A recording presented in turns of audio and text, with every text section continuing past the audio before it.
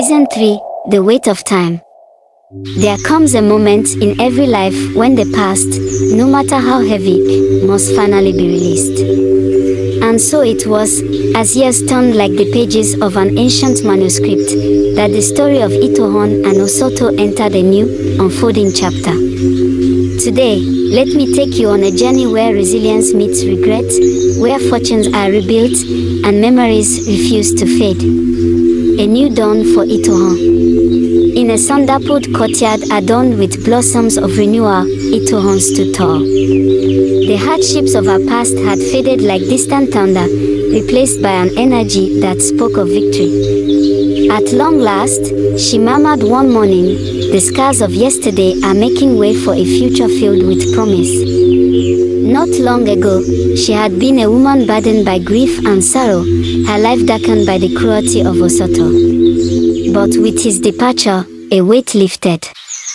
News spread quickly through the royal court. The king of Benin, moved by her strength, had granted her vast lands and wealth. This was not charity, it was a recognition of her resilience. Over tea in the sunlit drawing room of her grand estate, Itohon conversed with her trusted friend and advisor, F, she said, her voice carrying quiet determination. Today, our lives have transformed. Every brick of this estate speaks of victory over despair. F, always the voice of reason, smiled. Indeed, my lady, he replied, tapping his fingers on the polished table. Your children now inherit not just wealth, but a legacy of resilience.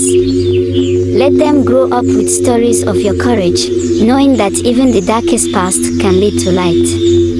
As the estate's gates swung open to welcome visitors, Itohon's laughter mingled with the rustling of palm fronds.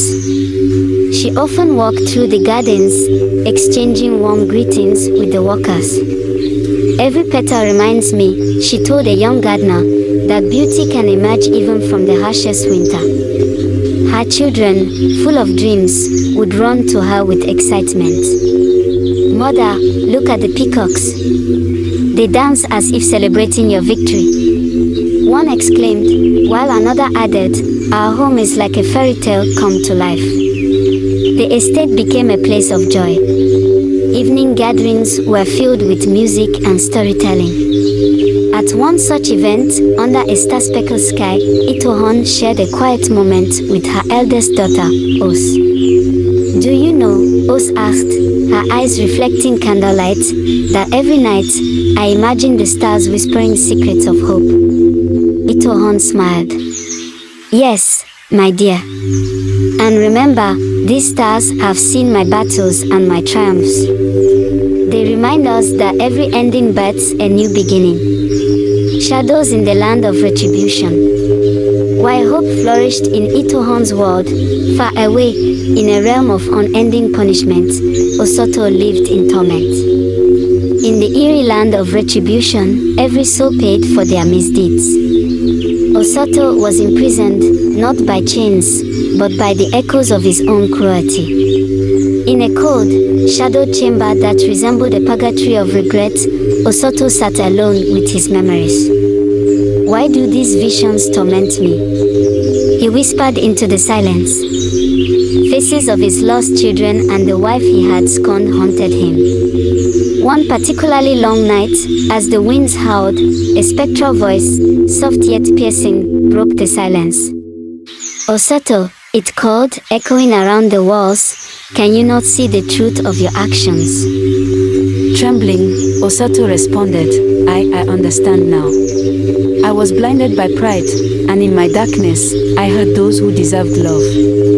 His words, filled with anguish, were lost in the emptiness of the chamber. Days blurred into nights, and with every moment, Osato's strength withered. He was a man left with nothing but the shadows of his former self. One night, the ghost of a past victim appeared in his dreams. Desperate, Osato pleaded, if only I could undo the past, if only time could be rewritten. The apparition remained silent, its cold eyes reflecting the weight of his sins. There were times when Osato tried to speak to a fellow wanderer in the realm, a man burdened by guilt. In a rare moment of vulnerability, Osato confessed, "Every regret, every misdeed, is etched into my soul. I feel the weight of 1,000 tears." The other man, in a raspy yet gentle tone, replied, "There is no absolution here, Osato. Only the relentless march of time that reveals the consequences of our actions." This grim conversation echoed through the corridors of the land of retribution, a constant reminder that every sin, no matter how deeply buried, resurfaces. As Osato aged in misery, the once powerful man became a ghost, haunted by a past he could never escape. The interplay of fate and memory in the midst of these contrasting realms, fate and memory wove a tapestry of lessons for all who dared to listen. While Itohon's world was filled with laughter and music, Osato's existence was a cautionary tale of regret. The very fabric of time bound them in an unspoken conversation, a dialogue between resilience and remorse. At a grand banquet marking the anniversary of her newfound fortune, Itohon addressed her guests with warmth and a hint of melancholy. "My dear friends," she began, "each of us carries scars from the past. But it is our choice, our courage, to rise above them. Let the stories of our past guide us, but never define us." Her words were met with applause and heartfelt murmurs. The guests understood, within every ending lay the seed of a new beginning. Meanwhile, far across the realms, in the endless corridors of the land of retribution, Osato's struggles served as a grim reminder of the cost of unchecked cruelty. His life was now a constant dialogue with his demons, a conversation he could never silence. A question for the ages as we close this chapter, dear listener, reflect on the duality of our existence. Itohon's triumph and Osato's torment raise a powerful question: can the weight of our past ever truly be lifted, or are we forever bound by the echoes of our actions? In a world where every tear and every triumph carries meaning, what would you choose to do if given the power to rewrite your destiny? Watch out for the answer to these questions in the next episode. Thank you for watching.